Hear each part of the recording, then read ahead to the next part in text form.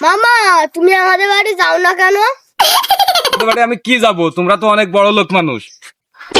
তা তোদের বাড়ি আজকে কি রান্না করেছে? মামা তোমার আর কি বলবো, আমাদের ওয়াটার রাইস রান্না করেছে। शाबाश बेटा।